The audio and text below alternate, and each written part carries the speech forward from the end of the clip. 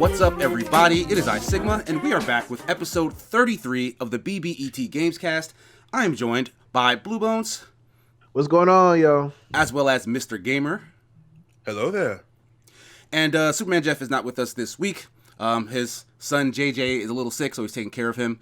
So we wish him the best. But, as we always do, we're going to go ahead and start with what we've been playing. I like to call JJ Superboy Jeff. Superboy Jeff. Yeah. Makes sense. That's That checks what I like out. But what have you guys actually been gaming on this week? I need a little time to collect my thoughts, actually, because I didn't put too much time into thinking about it just now. So, I don't mind starting. Mm-hmm. So, I had a impromptu session of Pokemon happen this week for me. Oh, right, man. that is true. Twitter lit up on that. Oh my goodness. I was not expecting to pull out Pokemon Sword until the expansion came out, but you can say in so many words my hand was forced. Yeah, I would agree with that statement. So I played that a little bit. Y'all gotta check out. Yeah, if you guys don't know what happened, please check out my Twitter at SBR Mr. Gamer. It's all right there. Nice, give him a synopsis for you to look at. Yeah, give him the synopsis. So long story short, it started with our partner Superman Jeff, everyone's favorite villain, was just he just wanted to challenge some people, and yeah, he was throwing out a ton of challenges and just threats in general about Pokemon. And there was one particular challenge that stuck, the Poke Punk, to which it was like, okay, I guess we're really doing this. So, he throws out some stuff. I insert some pony puns. He continues to make fun of the pony puns. I say I'm going to fold him like fresh laundry. He continues to call me out. And eventually I'm at work asking my coworkers, hey, can you give me like 10 minutes? I really need to go do something right now. So I go over. And I text Gamer too. I said the only thing you can do is just challenge him. You just got to do the duel. You got to stop talking. Just do it. So, mind you, still at work, ask hey guys, I'll be 10 minutes. Bring my Switch over to the break room. All right, boom. Let's go. Let's do this. Here's the kicker. And this is going to be for all of our audience to try and you see they're laughing. Because I can't they wait. know what I'm going to say. There's a quote unquote discrepancy in the actual match type, but before the match started, I asked, "Hey, are there any restrictions?" To which he replied, "No, there are no broken Pokemon." Which I was actually surprised about when he wrote that in chat. I'm like, really? They have the game that balanced that there are no broken Pokemon? Pause real quick? Okay. As you guys say that, remember a while back I was talking about the Pokemon battle that me and Jeff had, and we're talking about broken Pokemon, and we're talking about a fighting Pokemon slapping a ghost Pokemon. Are you kidding me? It's supposed to be in a whole nother dimension. Let's talk about broken Pokemon. But anyway, go ahead, press play on that one. So it goes into, okay, you said that there are no restrictions. I made the comment, I don't really have a team. He says, dude, we've been playing for the same amount of time. Let's just do it. So I'm like, okay, I'm going to use a team that I used to beat the game, which just happened to have the legendary of the game. So we start out, he knocks out 2 of my Pokemon. I bring in my legendary, and then I see, oh, wait, I see the Pokemon you're going to use. You're going to Gigamax this. So I'm going to use my Behemoth Blade. The moment that I release that Pokemon, then the chat continues with, oh, look at him using legendary Pokemon. I'm like, but yeah, there was you said there are no broken Pokemon. You said it. We were all in the chat basically egging them on and instigating this whole thing. So with that legendary Pokemon, it will not be a surprise that yes, I won. But then after that, I'm getting screenshots to the effect of, oh hey, legendary Pokemon are banned in competitive tournaments. Well, that's great for competitive tournaments. That was not a competitive Right. match. You didn't say we're doing competitive rules. He didn't say None of that. no, The like game only legal didn't stop Pokemon. me. The game didn't stop me from using a Pokemon, saying that it was an illegal Pokemon Right. or anything. So where was the oh, you shouldn't be using legendaries, oh, you're cheating. Really? Right. He walked into. He basically set the trap for himself and walked right into it, which is what I found the funniest about the whole story. Because he was really salty after losing. Oh, significantly. I would have died from sodium had I kept that up. It was, and it just wouldn't. And it's like, dude, you said that there was no restrictions until there was, and I have to go back to our Borderlands 3 duel. Yeah, because it was literally man. the same thing. Where it was literally, okay, here we go. We're about to duel, right? Perfect. Ion cannon. Oh, whoa, what are you doing? We're dueling. That's it. Like, oh no, you can't be using that. Why? It's a weapon that I own. Why wouldn't I use it? Yo, we're gonna get a Superman Jeff reaction video to this Eventually, right? he's not gonna take this abuse line down. Oh my goodness. Well, but other than So Pokemon, yeah. What were you So getting Pokemon- into? Comrades played a lot of that. Final Fantasy 15. And I recently got the Criminal Enterprise Starter Pack on GTA Online. Excellent. Oh, I'm having a lot of fun with that too. So those is are that? the What does that give you? That starter pack. So it gives you a office space. It gives you a counterfeit place. Gives you a bunker. Gives you clothes and weapons and cars. And helicopter. Basically, yeah. You have a motorcycle club too. So that's like all the these things. I think that's like all the things, right? No, there's a couple more. It doesn't more. give you a nightclub or an arcade. Okay. I didn't even know there was an arcade until like recently. Correct. It doesn't give you that. It literally gives you everything to start making your criminal enterprise. And the fact that you're kind of like doing things on your own, or you're really small, people kind of just ignore you. So you can just go in and do your thing. So yeah, that's been the culmination of my focus as far as video games. Awesome. That's what's up. Yeah, so this week I've been all over the place. Okay, so I go through a lot of games on Game Pass, right? And I want to try everything because that's kind of the point. I feel of having Game Pass and having such a wide library. You can just go try everything, right? I haven't touched Sword Art Online since I beat it. And that doesn't mean I don't. But there is more endgame stuff, right, that you can do. And I'm kind of like waiting for other folks to catch up. But then another game came out, which was Comrades. And I'm like, oh, we got to play this game.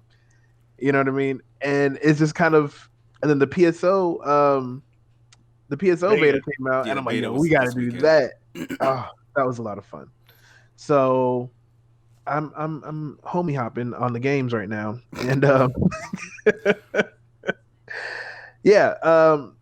Final Fantasy 15 Comrades is great. It's a lot of fun. It's very cinematic, and it's kind of cool because one of my friends and we kind of remodeled our characters after our Final Fantasy 14 characters. So it's kind of like they transferred realms, and it's cool to see them in high action, and there's some really good character depth in that. You mean in terms of like controlling the character, or like the character's story? I'm sorry, I should say the weapon and crafting is very nuanced. Like I have oh boy. So you can have 4 weapons. I have 3 different shields that basically started out the same, but they ended up completely different the way that I've upgraded it.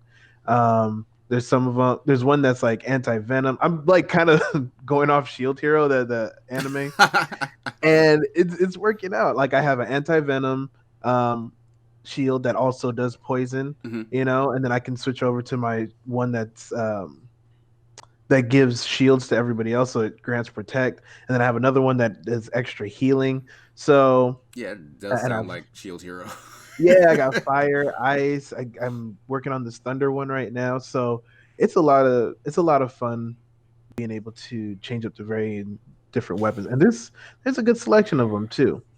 It feels like a Final Fantasy Monster Hunter. Yeah, Yeah. that's kind of the first impression I got from it as well, which just every single time just makes me feel like I should be playing Monster Hunter versus whatever thing I am playing. I hear you. Yeah.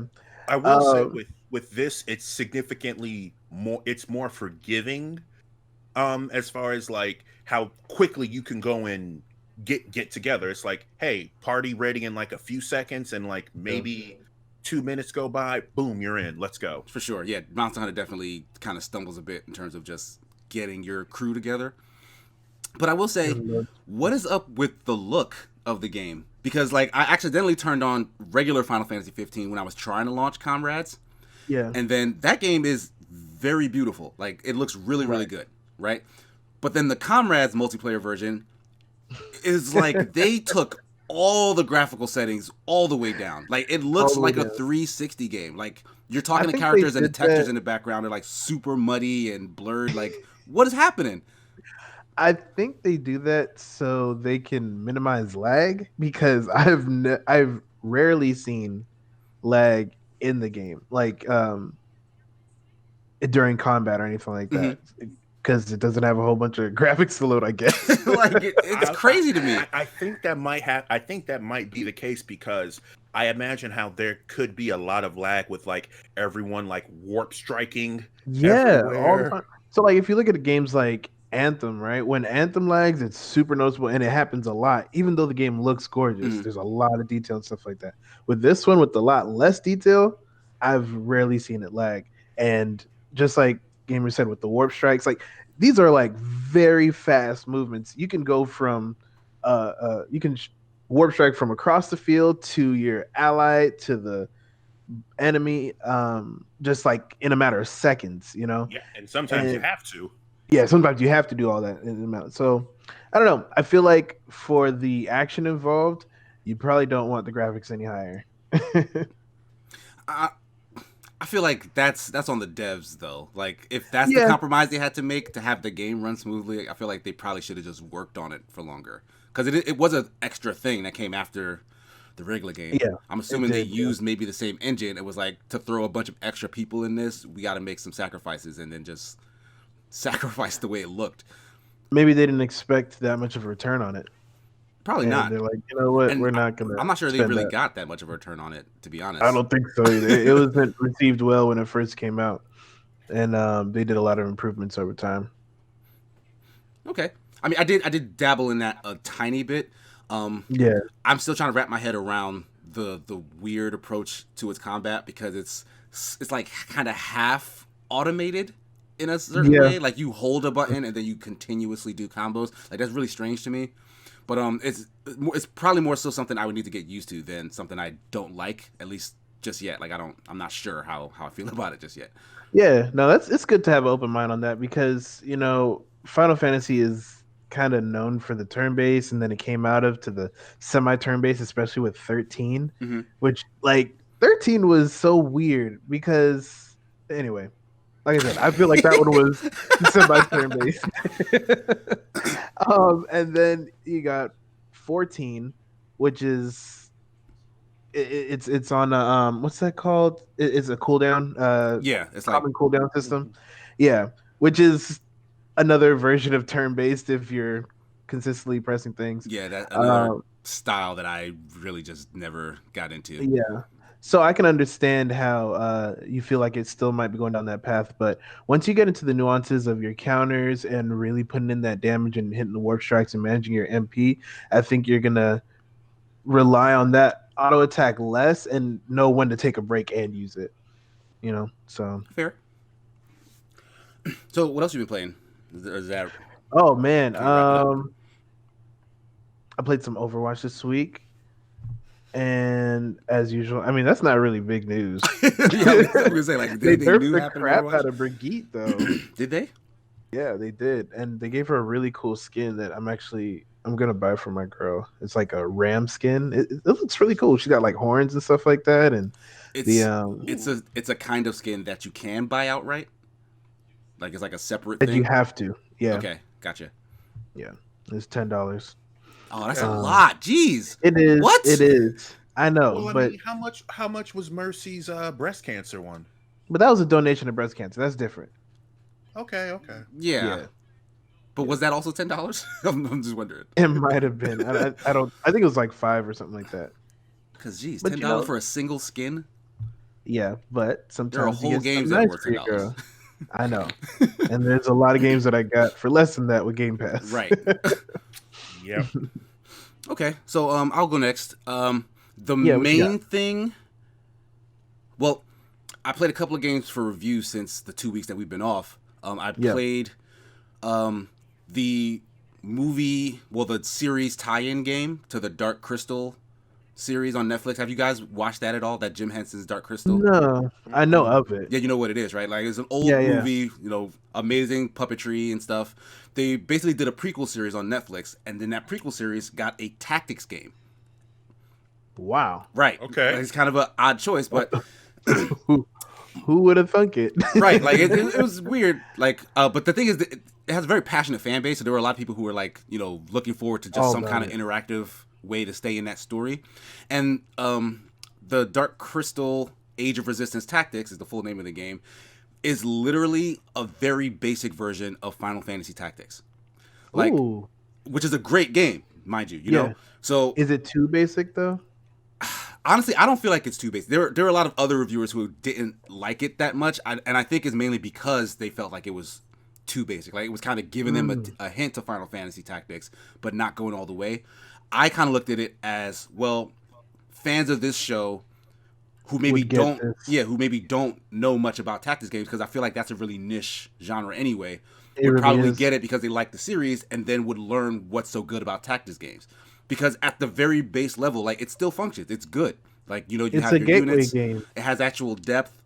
Right. It has actual depth in terms of building the characters. Like, they have 3 different classes, and then you can give them secondary jobs to their classes, and then the more they level up, you can add extra abilities to each class, and like, you can pick your team, and then you can have them do different things. The only thing that was like more of a nitpick to me is it's not turn-based tactics in the sense that there's a player phase and then there's an enemy phase. Instead, it's based on like speed. Every person's speed. Yeah, exactly. That's classic D&D. Yeah. So for that, it makes it more, it makes it less strategic to me, and more kind of like I have to just deal with the situation as it's happening. Because like there's no easy way to kind of just look in. I mean, they give you like the bar across the top, but it's like you're just looking at character portraits. You don't really know at a glance that, oh, this guy's gonna try to do something next, or that guy's gonna try to do something next. If you really took the time and like slowed everything down, you could probably do it that way. But then, like, who's gonna play like that?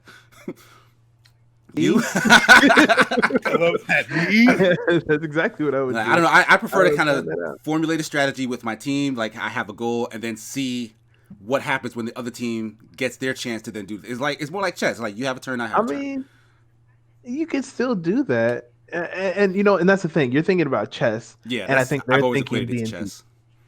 Yeah. Okay. I mean, that's fair. Like, it's a preference thing. Like, I feel you. I prefer taking the turns more in the tactics game.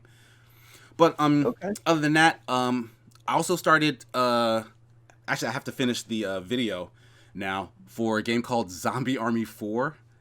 Have you anybody? Yeah, it's the fourth one, but technically, it's sort of the second one, because the Zombie Army series is actually just DLC content added to the Sniper Elite games. So you know how like Call of Duty's had like zombies, or Red Dead had zombies, or whatever. It was kind of like that. Like, they had their regular World War II sniper game, and then it threw out like a fantastical DLC thing as like a side story to it. So they combined the first 2 DLC things and a third unreleased one into one game called Zombie Army Trilogy. And that actually was pretty good from what I could tell. And then this is the sequel to that. Okay. Wow.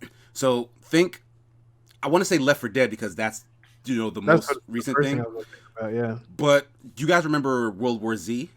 I was just about to add. It's pretty much exactly World War Z, but honestly a little better, because the Sniper Elite mechanics carry over. Like, you have a sniper as your primary weapon.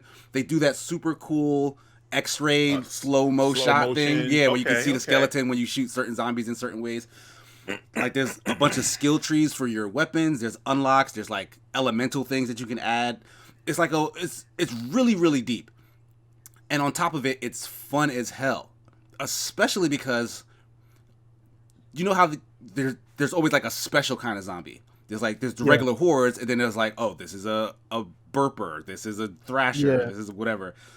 There's so many like special zombie variants, and they do crazy nonsense like snipe you. Like they'll throw grenades at you. Like they're heavy gunners. There are ones who are dressed all in armor. There are ones swinging like chainsaws around. Like it gets really intense. Wait. The zombies are yes. swinging. Yes, the zombies.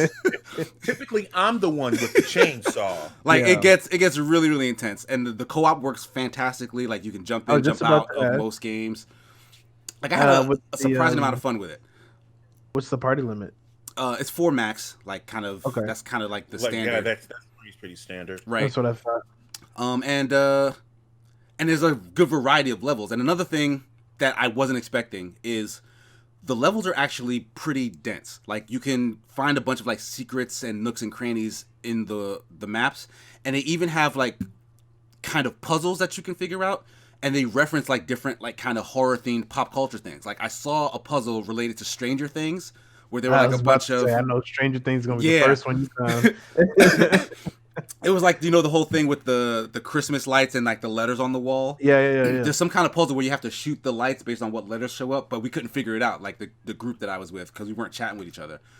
And then there was also like an It reference where like there's like a little clown thing that you find in a corner somewhere. You shoot it and like a red balloon pops out, and then you have to shoot the balloon because it's like floating kind of crazy. Like it was dope. No, like it's really cool. I was just about to start playing this game.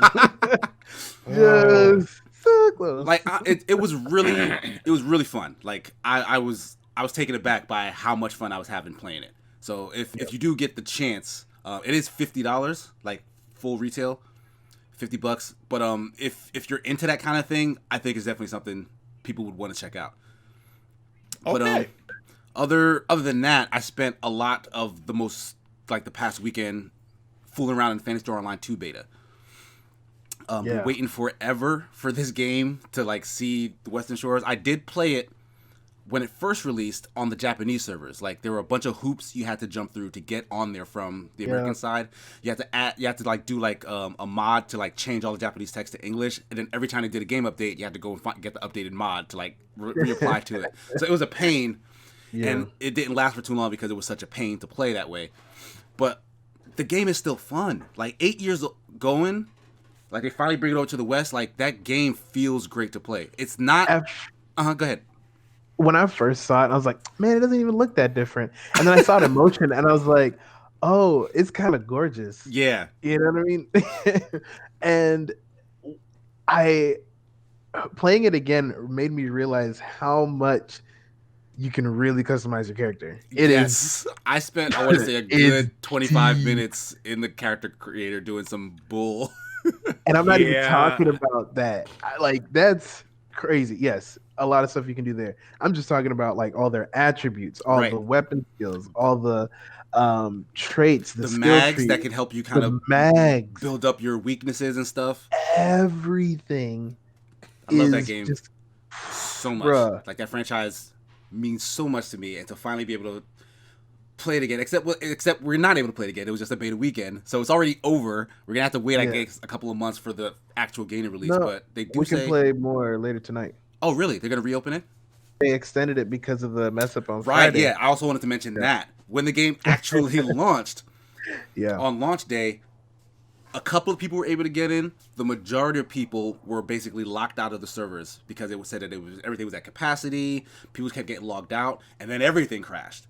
Yeah. Like I was watching our good friends Fat Stacks and Umi-chan stream. Yeah, Certified Gaming. Yeah, Certified Gaming. They were up on there for a little bit, and then all the stuff crashed, and they were kind of just staring at the title screen, talking to each other for like, I want to say a good hour and some change.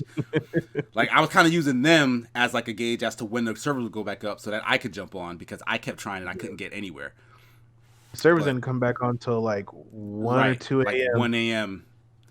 That's when I got off. And then I had to go to sleep at that point. Yeah. But when it did finally work, it was a lot of fun. Like, I'm really excited to play more of it later today, since apparently that's the thing we can do.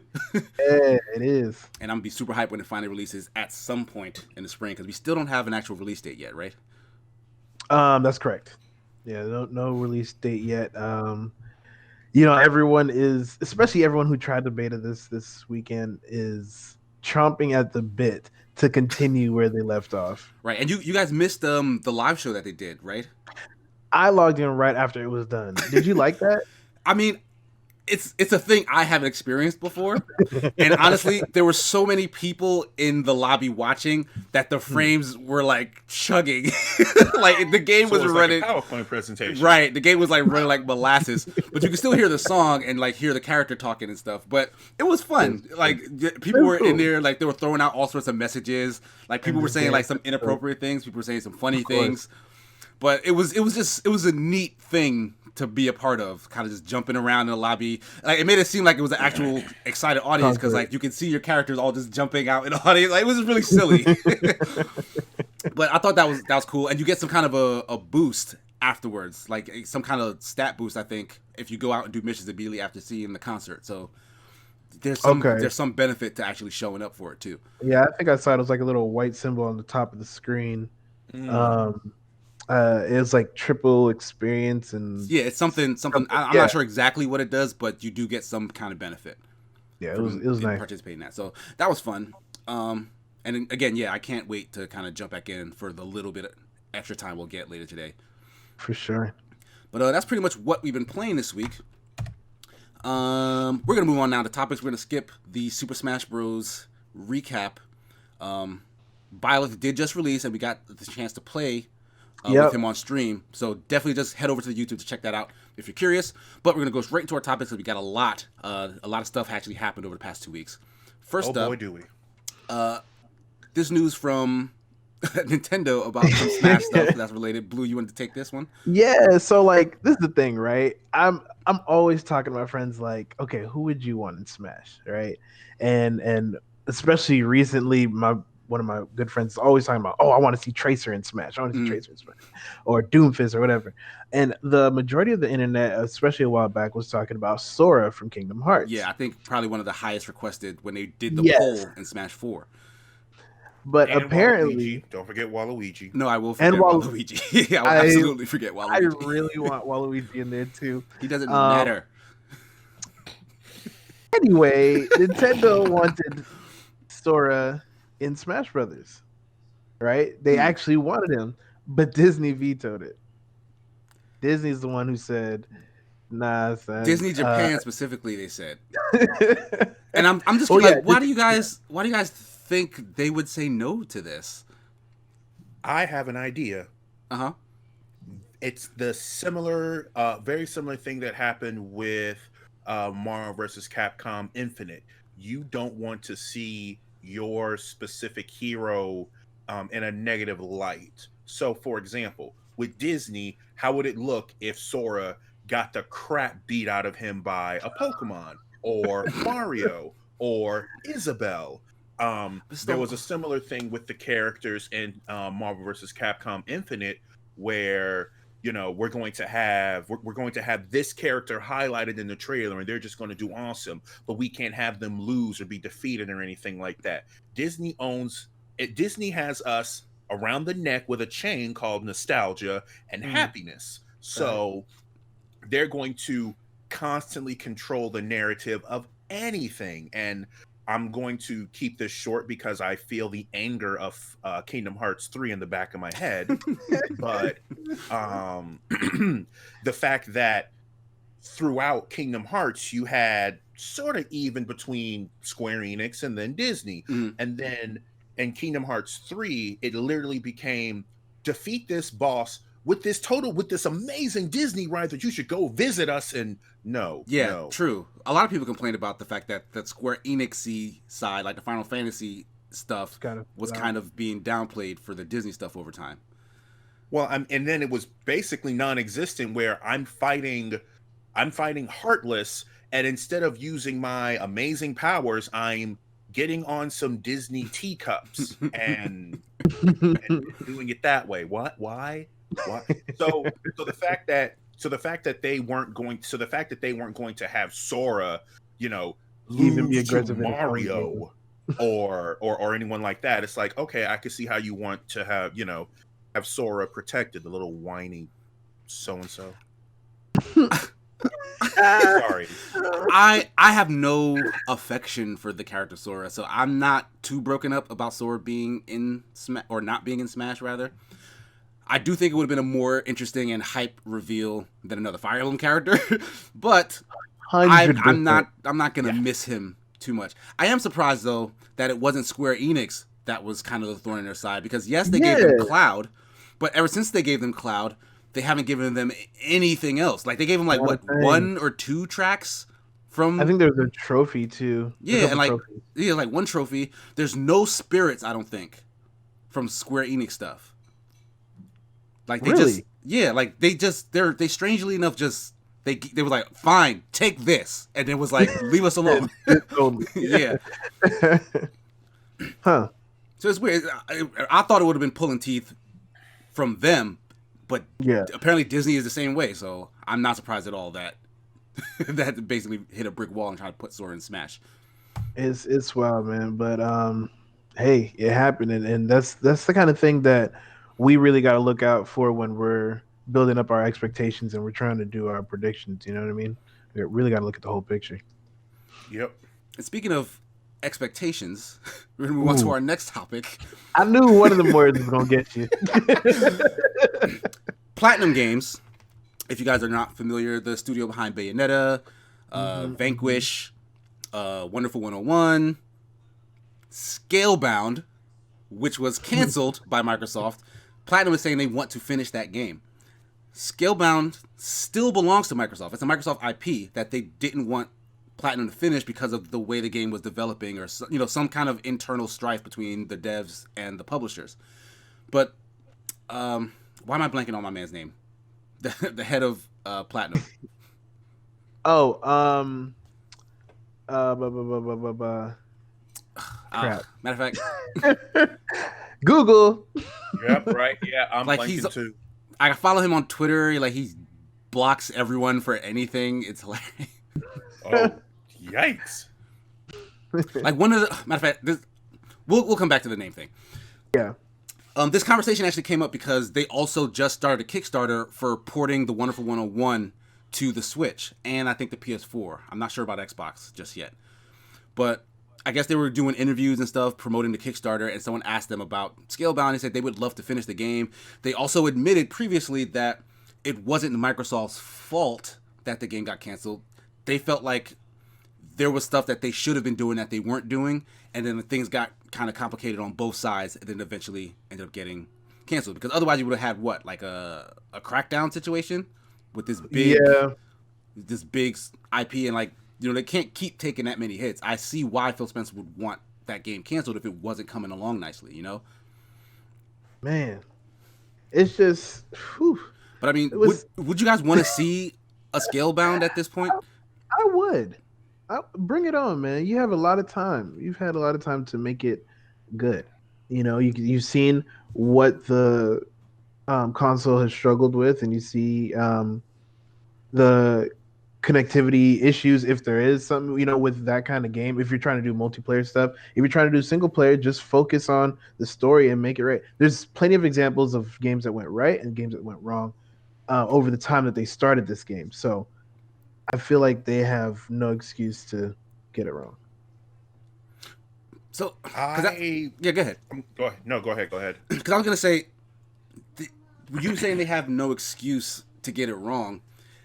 Platinum Games is an amazing developer, point blank period. They made some fantastic games, but they have also made some very bad games, like the Legend of Korra game, which was a licensed tie-in, that Teenage Mutant Ninja Turtles game, which was a licensed tie-in, were very bad. And it seems like when Platinum is kind of playing with other people's property, they don't take it serious. And I feel like that might have been part of the reason. Same genre, though. I don't know if it's fair to compare. It's a third-person action game. Korra was that. Ninja Turtles was that. This was but those are based off of cartoons. But this was, I get what you're saying, but that doesn't change the fact that Platinum just had to make the game good, which they didn't. Okay. I guess what I'm saying is after all this time, I feel like they have an opportunity to clean up their act. But who's going to give them that opportunity? Microsoft's not going to pay them more again, right? It's their IP. True. Yeah. No, I mean, shoot. Oh, by the way, I forgot to mention Kenichi Sato is head of Platinum Games. No, There that's we not what I'm go. talking. That's not what I'm thinking of. Who? Okay, then That is not.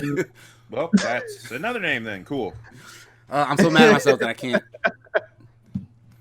But yeah, the way I look at it, right? I don't know. I feel like if I've done good work in the past, and I know that someone else has to give them the opportunity to pretty not do it for free, but like I don't know, like it's a rough situation. It's a rough situation. They can pull something together. With this, I feel like It was such a good concept to start with. I don't think it was like that's the whole thing. I feel like people got excited about a dragon, about Platinum Games, about a kid wearing headphones. Like it looked fine, but if you saw that game in action, like it never really looked like you were doing much of anything. Like it's like they had a bunch of ideas and never put them into any kind of a core gameplay loop.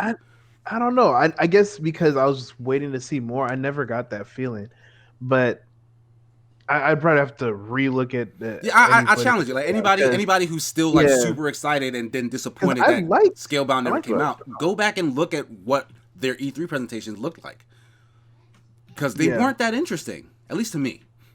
So when Microsoft finally canceled it, Cyber Monster Hunter. Almost PSO. I mean, sort of, yeah, but that's the thing. Like, that's the look of it. Like, it had a good look. I won't argue with that.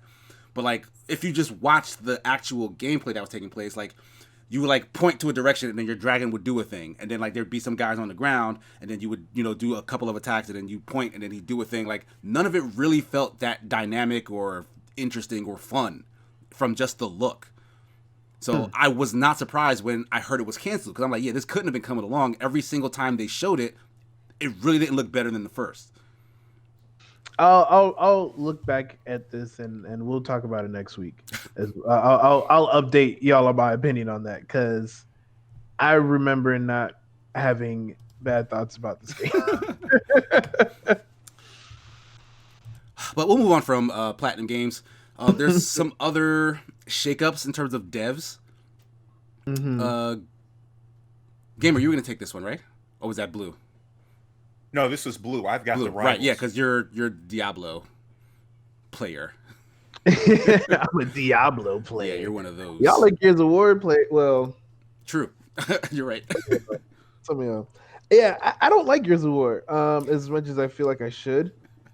But their boss, Rod Ferguson, is leaving to go to a game that I like more than I feel like I should, if that makes any sense. It doesn't, but I thought I had it. Rod Ferguson is leaving Gears of War to oversee Diablo, the latest Diablo. That had an amazing reveal at latest BlizzCon. At BlizzCon, right? Yeah. And coming off of my personal opinion, coming off of Gears 5, hopefully what he does doesn't slow down whatever story and momentum they've already had, because I felt like Gears 5 went pretty slow, and I didn't like the pacing of it, and I'm still not the story and even the combat. As much as it's a first-person shooter, I feel like it's a relatively slow first-person shooter. So hopefully, it's not a first-person shooter. I mean, third-person shooter. Excuse me. I'm sorry. It's a shooter, right? It is a shooter. You got that part's right. No, I feel like it's super slow. I mean, fair. It is a slower shooter. It's a cover-based shooter. So if that's not your cup of tea, I can definitely see why that would be like annoying. I hope he doesn't bring that speed to the Diablo action. Well, the thing is, I'm not super. I mean, I've played a little bit of Diablo, not for very long, but like, is that game like kind of kinetic? I never, from the look of it, ever got the feeling that it was actually that fast of a game. when I played with you, I mean, you got to what, like level 5 I could not tops? tell you. But the fact is, the higher you get in there, the faster the game gets, the more nuances you have to watch out for. You're rolling all the time, you're casting spells on the spot. It's a very fast paced game by the end. And PvP, if you blink in PvP, you're dead. Like, um, so, and we're talking about Diablo 3. So the latest Diablo to come out, hopefully it keeps that same energy that people have loved for such a long time. And that's I'm hoping that Rod Ferguson does that. And hopefully I don't know exactly um like what his major contribution to Gears was, but hopefully whatever good he did on Gears, he brings over to Diablo. The funny thing about Rod Ferguson specifically is his major contribution to Gears was taking it over from Cliff Bleszinski. Because remember, it was an Epic game. Cliff, that's right. Yeah, in Cliff did 2005. 1, 2, 3, and then I think People Can Fly did Judgment, and then Microsoft kept the IP. They gave it over to the Coalition, and then they appointed Rod Ferguson as the head. So he basically just kept Gears alive and kept Gears. He innovated maybe a little bit, Yeah. but he really just kind of kept the spirit of what that game was alive. So if that's kind of his MO, and maybe that's why they grabbed him for Diablo, because they want someone who can take what Diablo was and kind of just keep it chugging along, as opposed to kind of radically invent it. He's life support, you're saying? Maybe, because maybe the secret to long life. Like so far that's kind of been his role. That's kind of what he's done. So Rod Ferguson is a fountain of youth for the gaming industry. Because the same exact situation happened with Halo. Microsoft kept the IP from Bungie. They gave it to a studio, 343 Industries, but then it kind of dovetailed.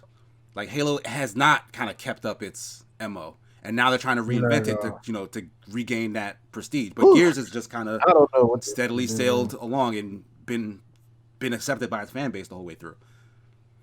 So yeah, man. Mr. Gamer, what you think, bro? So unfortunately, whenever I hear Diablo, I think of unfortunate. Is this an out of date April Fool's joke? Are you not into phones? That whole debacle. I still play Diablo on my. It's not that bad. Well, but okay, I was never deep into Diablo. I play it on my Nintendo Switch, and that was kind of like my introduction into it. And I'm like, okay, so it's a dungeon crawler. This isn't bad. All right, I think I would like some more of this. And then the memes and the outcry that came from the release, the talk about the mobile game is like, well, because I don't already have a lot of investment into it, after this, I don't have to continue to be invested in it because I still have insert extremely long list of video games to play here. Like there wasn't enough pull, and I already have a short attention span as it is. That's one of the main reasons why I did not want to play that much of Diablo. Like I understand that there's a draw there, but like I don't want to keep doing this. I want to do something else. Exactly. I want there isn't enough of something. There isn't enough of something to keep me here. Comrades, Final Fantasy, that'll keep me here. Borderlands, looter shooter, Mad Moxie, voice acting, that'll keep me here. Mad Moxie specifically. Yes. Okay. He's got a story. He's got a story. Ever since I met her.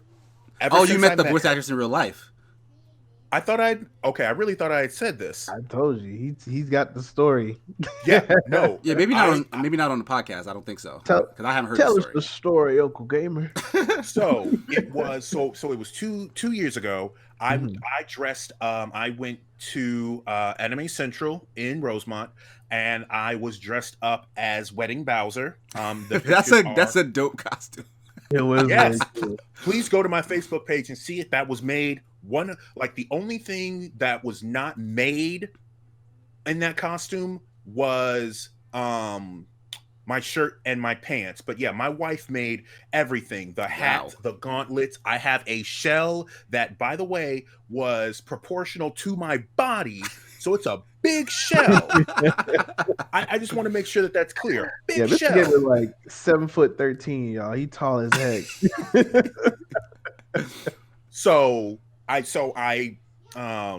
I'm doing all these interviews, and I'm in my wedding Bowser, and I actually meet the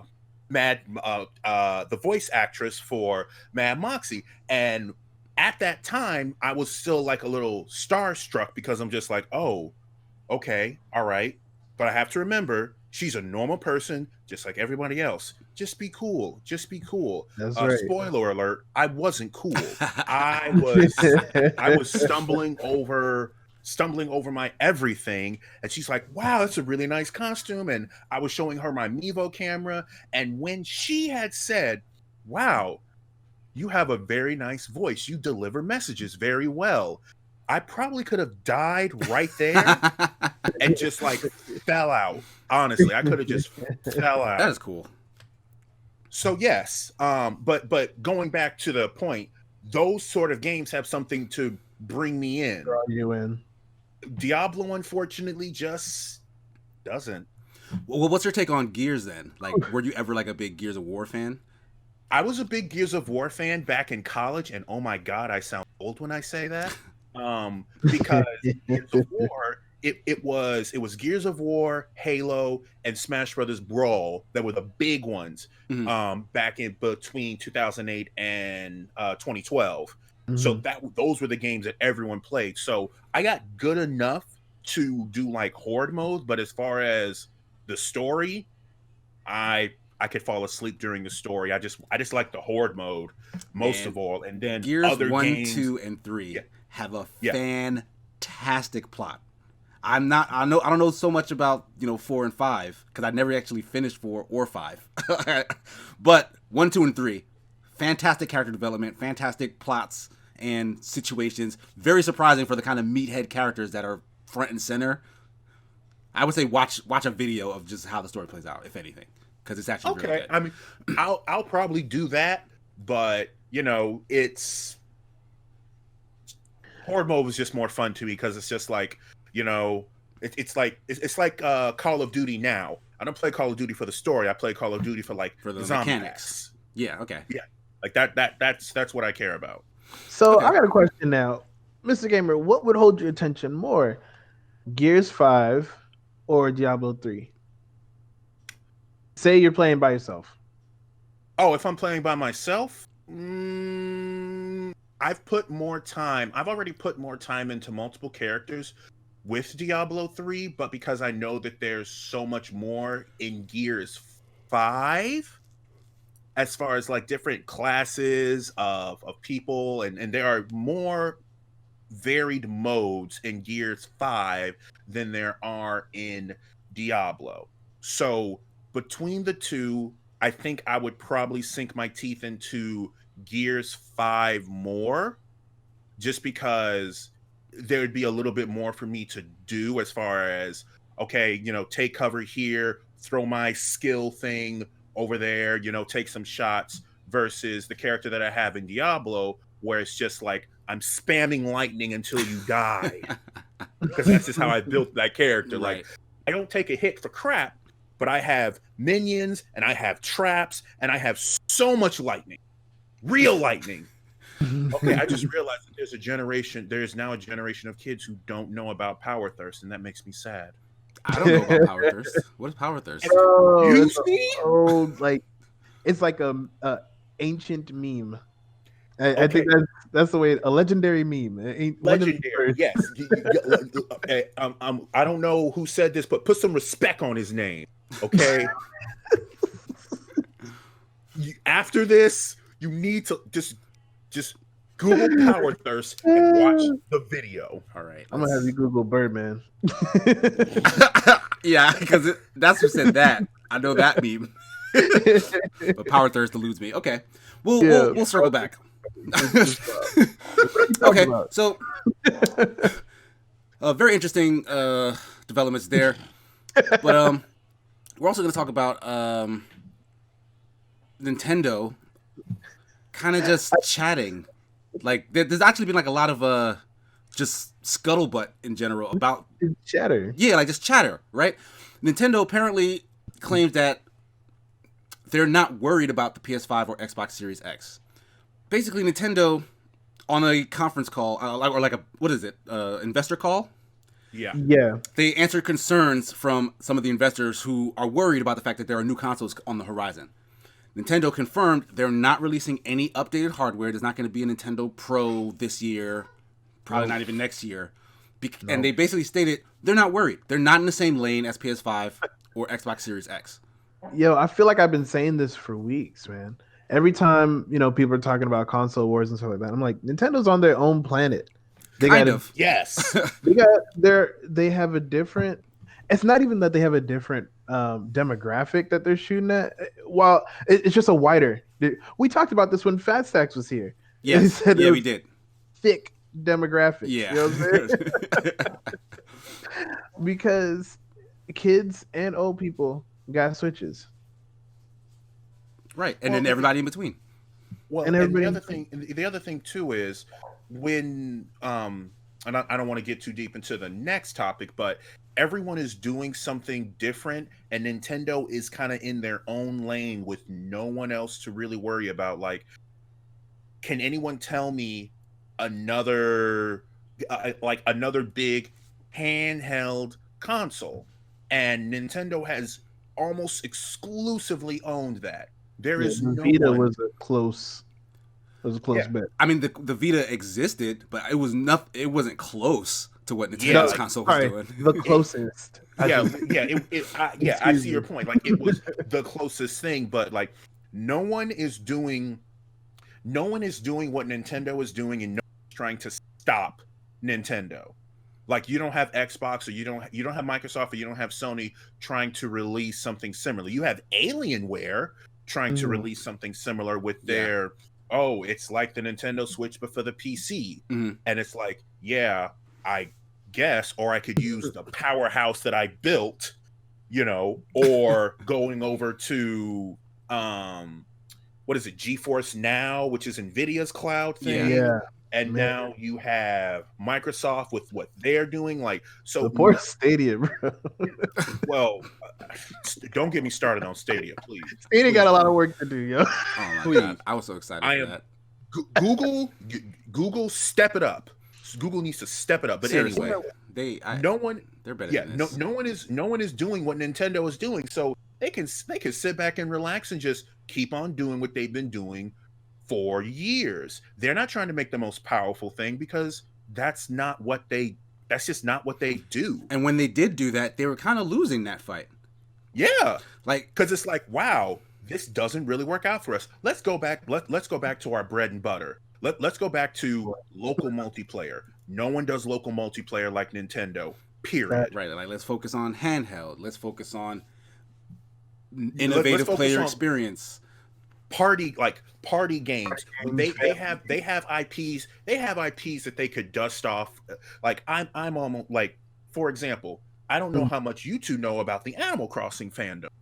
Nothing. The Animal Crossing fandom is huge. Yeah, I did not know they're among you. Oh, that's they scary. really are. That's a scary thought. Seriously, it's time to go. Yeah. Every other person in that theater, they're just gonna get up and walk around. The Animal Crossing, it's like furries.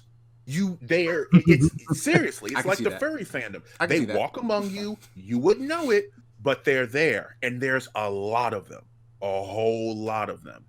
And they all speak the Animal Crossing language. Side note, you know what I learned about that? Their language is literally them spelling all the letters of the sentence that they're saying really fast. Really fast, yeah. It's so weird. Like, if you slow it down, you just hear them spell every single individual letter. But yeah, like this is why with me, like, I look at Nintendo like Ring Fit, look, cute little games like that. Mm-hmm. Xbox and Microsoft and Sony, they're like, all right, fine. You do what you're doing over there. Cool. No one's gonna stop Nintendo, so I can completely understand why Nintendo's like, yeah, I'm not worried about that. if somebody else tries to come out with a handheld console, okay, maybe there'll be cause for concern. But as we previously stated, the Vita was the closest thing. But as far as like if you put them on the same scale, Vita is like over here. Yeah, Vita was an absolute Nintendo failure is way over for there. Sony. Yeah. Meanwhile, the 3DS was a huge success, probably like the most successful handheld they have in recent years. Yeah. You know? So sorry, I want to talk about Animal Crossing real quick. Mm-hmm. There was news recently, and I know this wasn't on our schedule, but there's news recently about how Nintendo and it's kind of countering your point earlier when you're saying that Nintendo does local play well, but they said the newest Animal Crossing is only going to be like local. Like if I make a island on my Switch, someone else on another profile can't make another island. They have to use that same one.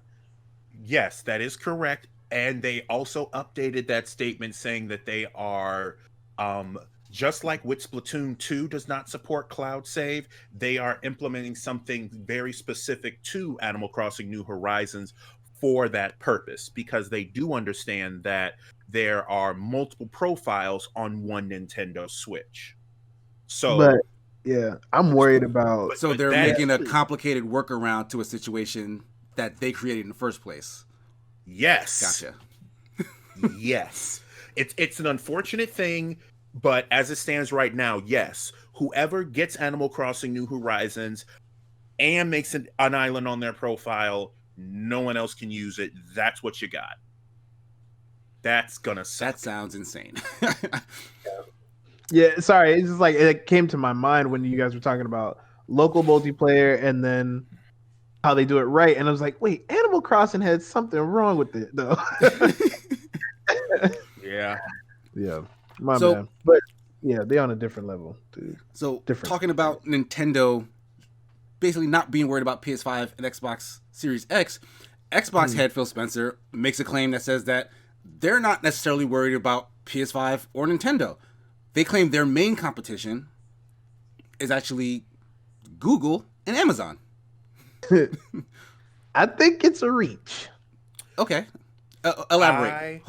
Okay. Yeah, I want to hear his take on that. I'm just saying, I don't think Google's really competition right now.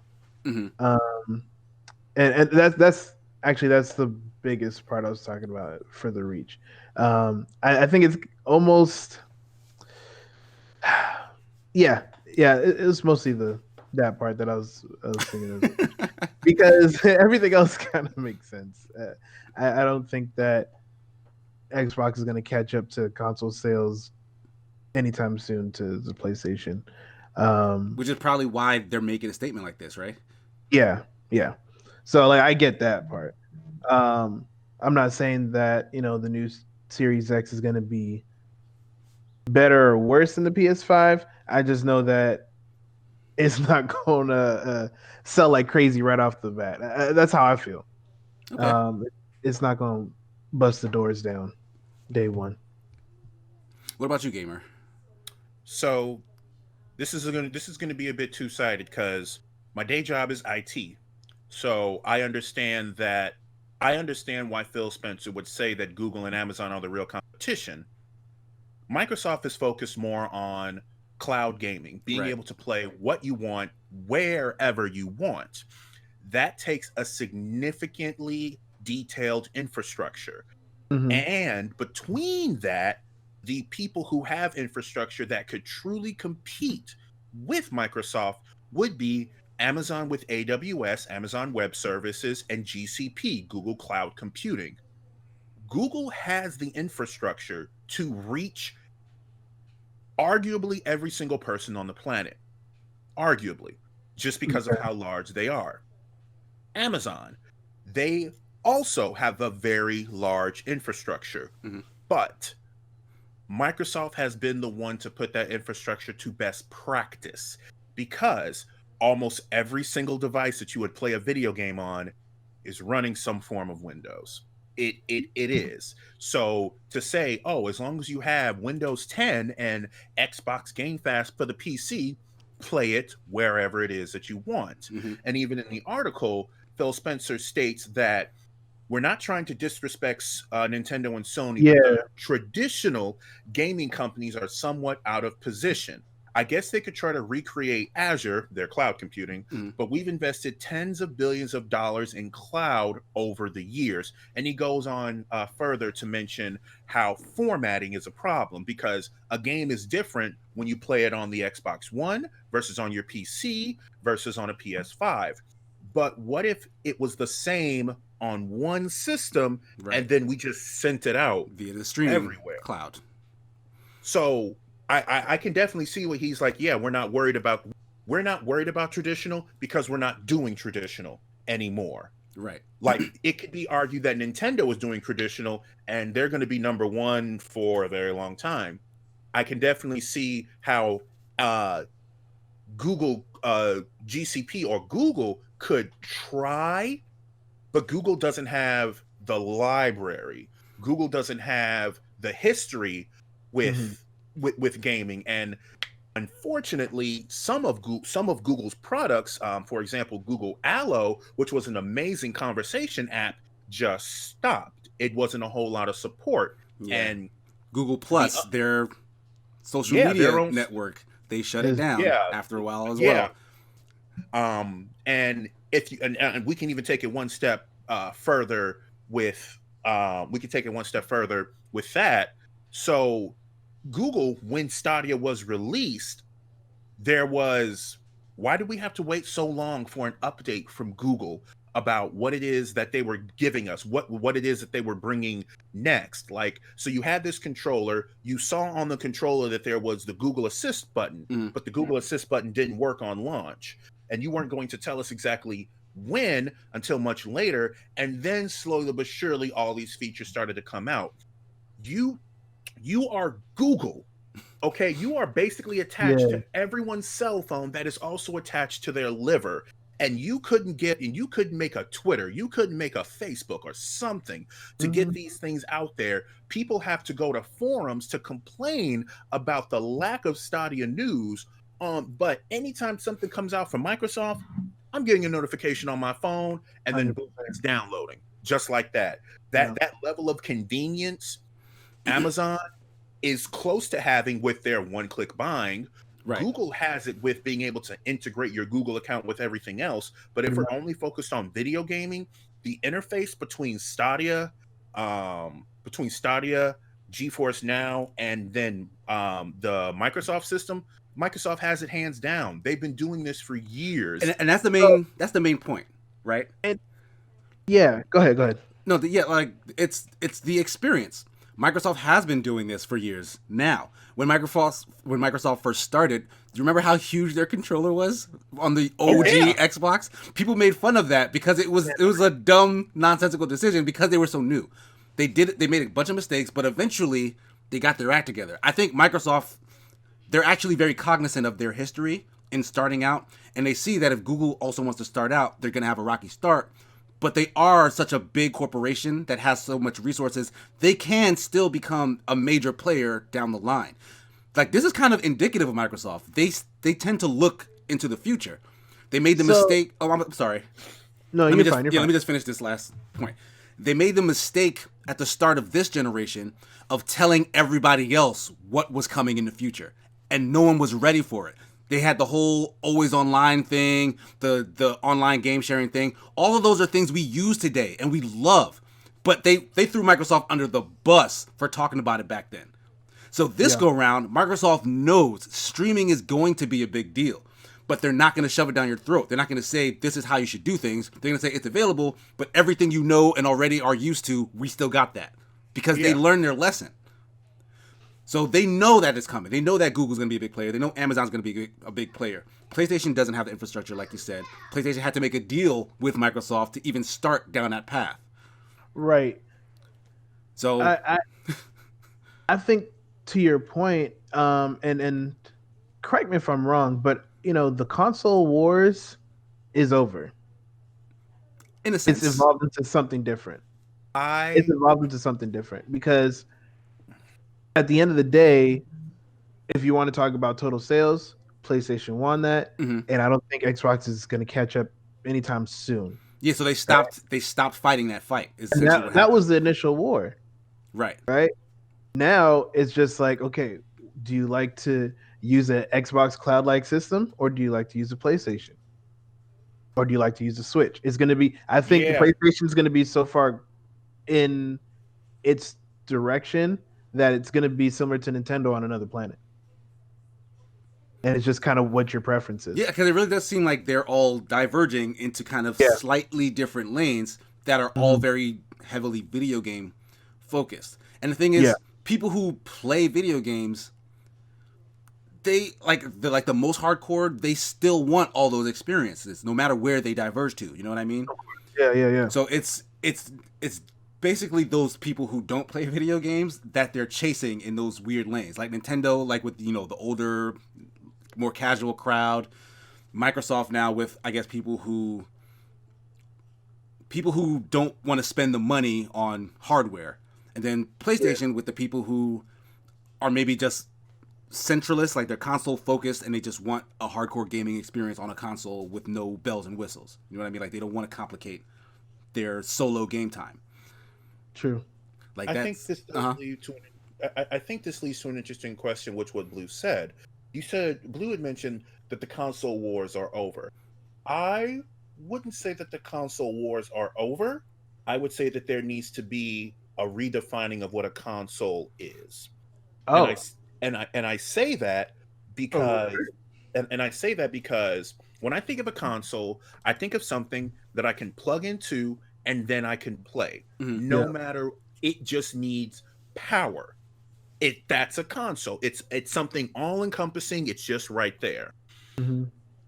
Now we're saying that in addition to that, you now need an internet connection because you don't have what you have. It's not an all complete package. So, and I don't even know. I'm not trying to get too technical, but what is a console?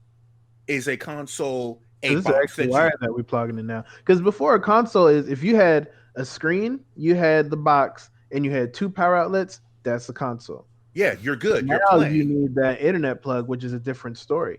Yeah. I mean, because good internet too, not just internet. There we go. And that's a whole different story too. So, are we saying that those that require internet are consoles, or are they different? Because if we say that the console wars are over, I would say that there's just a new console war starting now, where it's either your phone or your Chromecast Ultra or something along those lines. Because if we don't count that, then it's actually Nintendo that would have, in so many words, won the war. Because they're still they're the closest to the original console. Yeah, I could take my Nintendo Switch and I could just play. I don't need internet. I see. What you're saying. I mean, that's just a real interesting.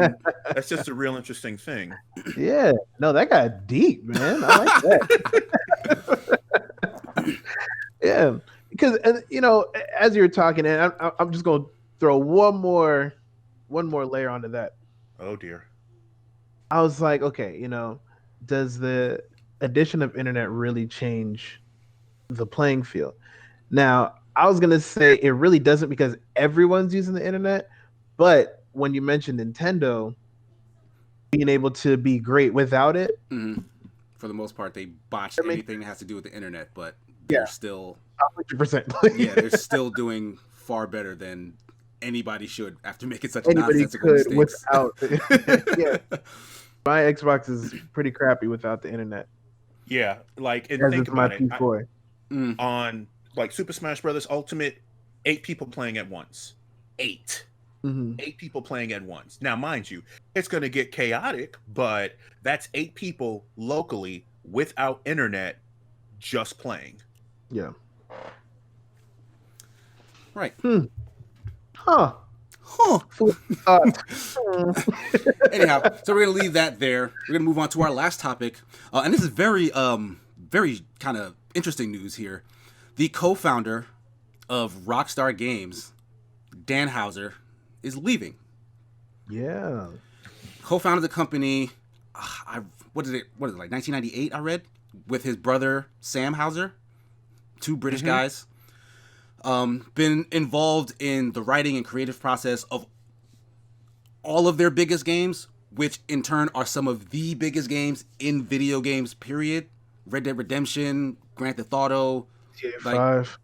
like, this guy is a legend in the gaming world, and he's now, after probably their biggest achievement to date, GTA 5 and Red Dead 2, is leaving the company. Leaving everything to his brother Sam. What's your take on this? On a high note. That's a really good way to think of it. But does that mean that then this is the peak and that there's nowhere else they can go from here? Whatever comes next is always going to be worse, right? And it's only going to be worse to us, the observers. We're going to say, oh, it's not like it was before him.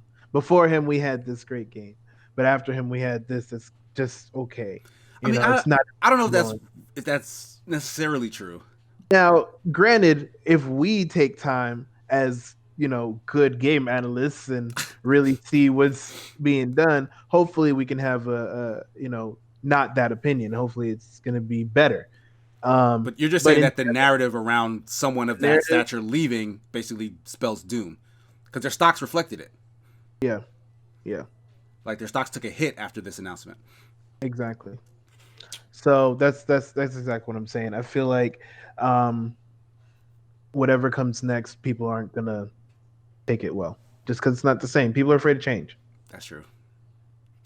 I would say that history has shown that the next thing that might come out will be a similar comparison to Borderlands 2 versus the next thing that came out after that, which was the pre-sequel, which was hot, flaming garbage. And then Borderlands 3 came out, which was just like, oh, this is just Borderlands 2 with just more stuff. This is great. That's my assumption. My hope is that, somewhere along the lines on someone's wall is, if it ain't broke, don't fix it. And there is a system that has been working. Continue to use that system. But I doubt that's going to be happening. Like, I'm just going to be real. I feel like we might have some Borderlands pre-sequel-esque things coming out. Oh, I hope not. To be fair, this pre-sequel that wasn't developed by Gearbox, was it? In Australia. So it was like a B studio though. Like it wasn't the main team, was it? I don't remember.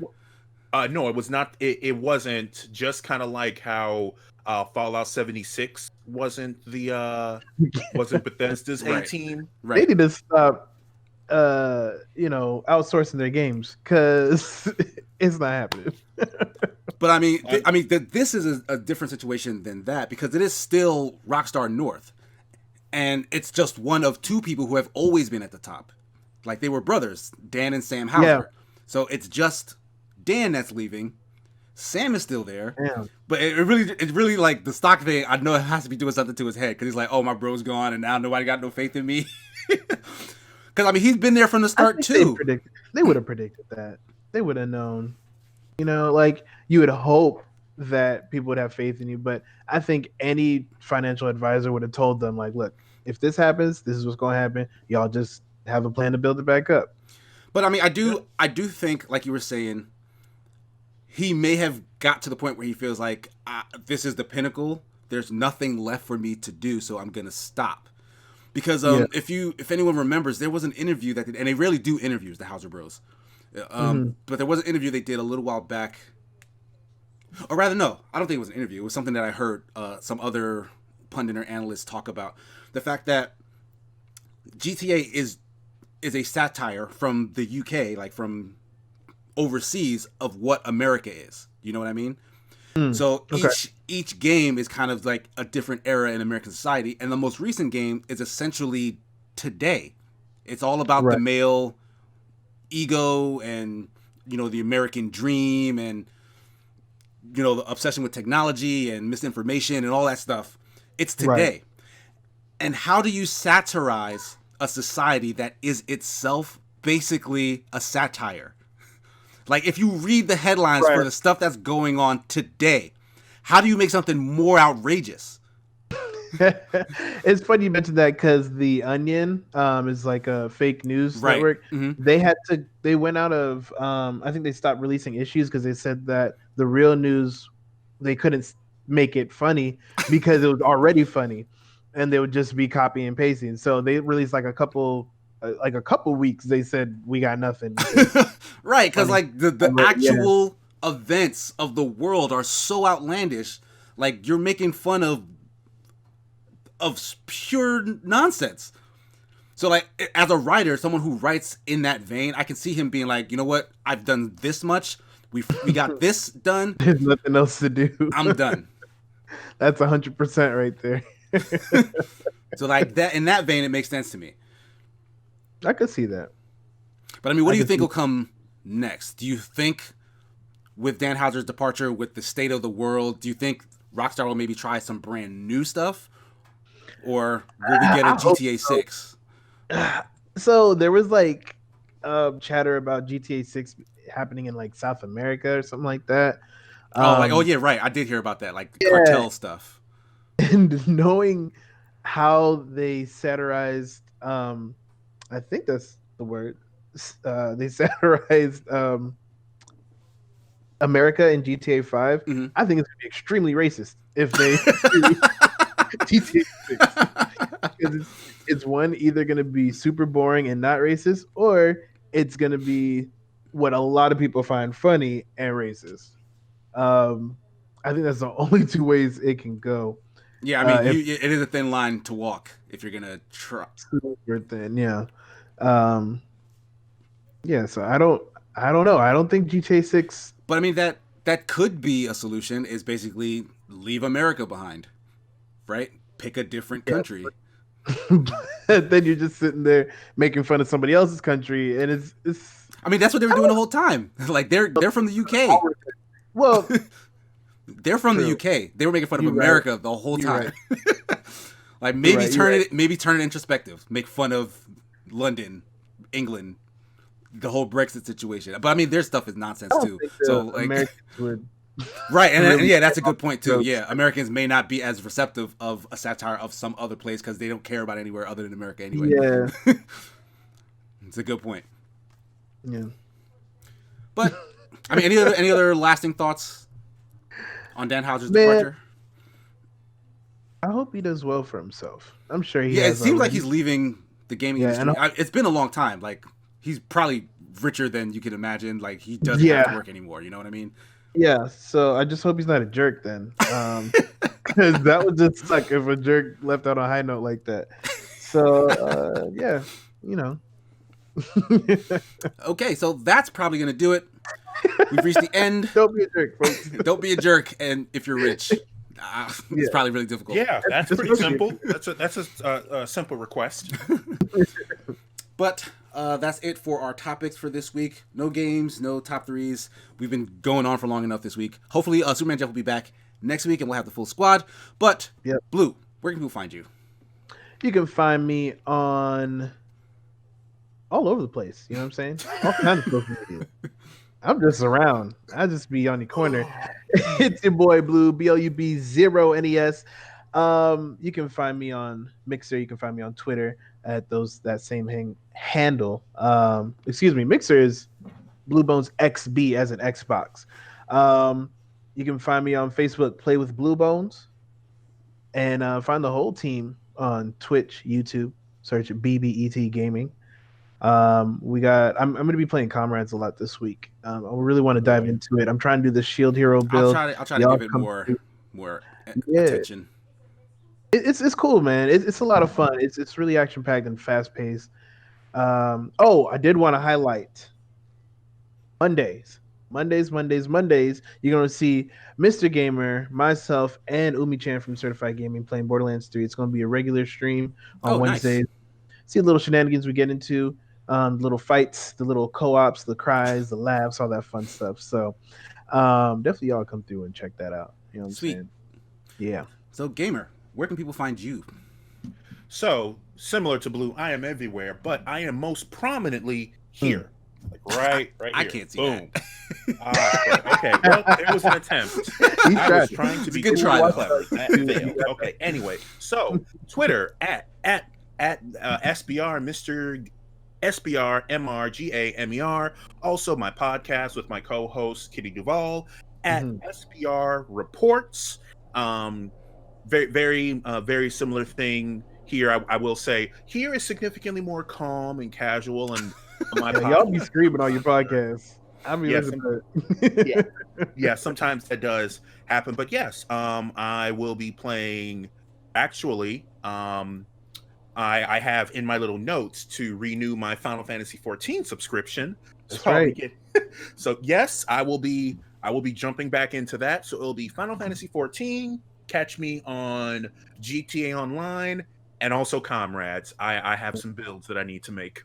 Nice. That's right. So me, on pretty much all social media, you can find me at Sigma Gears 9.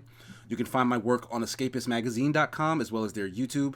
I do their 3-minute reviews. New one should be dropping probably around the same time this podcast drops. So check that out. It'll be for Zombie Army 4 Dead War. Long, ridiculous title. But you can catch me on Facebook at Sigma and Sun. This week, it's Starboys week, so we'll be playing Luigi's Mansion 3 on Tuesday at about 6:30. But, I mean, it'll be the same day this podcast comes out, so probably by tonight when you listen to this, you'll be able to watch us. So that's actually pretty good synergy. But other than that, I want to thank everybody again for listening. Thanks, Blue. Thanks, Gamer. That's going to do it for episode 33. Peace. Adios.